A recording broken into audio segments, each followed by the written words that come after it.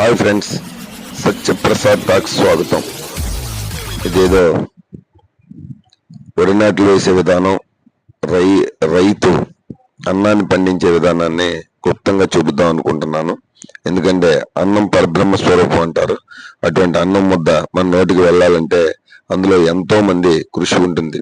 ముఖ్యంగా రైతన్న లాభం వచ్చినా నష్టం వచ్చినా ఒడ్లు పండిస్తేనే అవి మన నోటి వరకు చేరతాయి. కోట్లాది రూపాయలు ఆస్తి ఉన్న కోటీశ్వరుడికైనా నిరుపేదకైనా అన్నం మాత్రం అత్యవసరం. ఇంకో చూస్తున్నారుగా, ముందుగా ఇలా పంట పొలాల్లో నీటిని ఉంచి ఇలా గట్లు వేస్తారనమాట. అంటే పంట నాట్లు వేసిన తర్వాత నీరు లీక్ అవ్వకుండా చుట్టూ గట్లను పటిష్టంగా ఇలా వేస్తారు. వేసిన తర్వాత చూస్తున్నారుగా, చేలో నీటిని ఇట్లా ఫుల్గా పెడతారనమాట. ట్రాక్టర్తో కలిదున్ని కలుపు అది కుళ్ళిపోయే వరకు కూడా నీటిని 4-5 రోజులు ఉంచిన తర్వాత మెత్తగా దమ్ము చేస్తారు. ఇక చూసారు ఇట్లా ఇట్లా ఇలా ట్రాక్టర్లతో కలిదున్నుతూ 2-3 సార్లు వేస్తారన్నమాట. దానివల్ల ఏంటంటే అంతకుముందు పొలంలో ఉన్న కలుపు మొత్తం కుళ్ళిపోయి చక్కగా మంచి ఎరువుగా మారుతుందన్నమాట. ఇలా ట్రాక్టర్లతో దున్నిన తర్వాత ఆ చేను పంట పడడానికి అనువుగా మారుతుంది.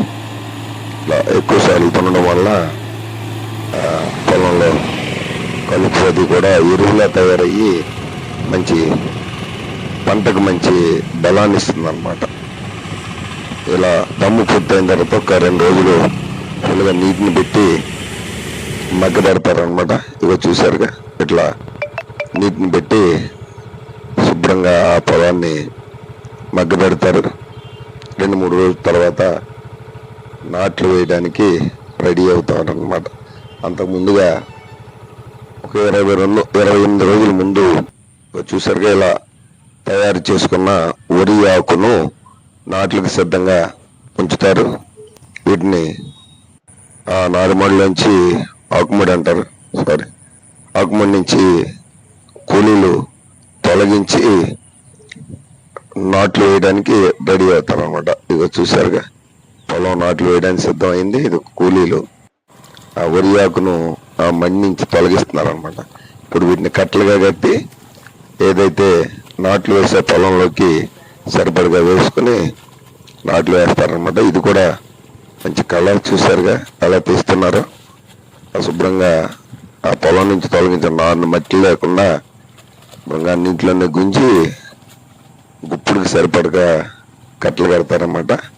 ఆ కట్టల్ని ప్రతి చేనులో మొత్తం వెద చల్లుకుని నాట్లు వేయడానికి రెడీ అవుతారనమాట. ఇందులో ఏంటంటే రైతు చాలా కష్టపడతాడు. ఇటీవల కురిసిన భారీ వర్షాలతో చాలా చోట్ల ఈ వరి పొలాలు కూడా దెబ్బతిన్నాయి.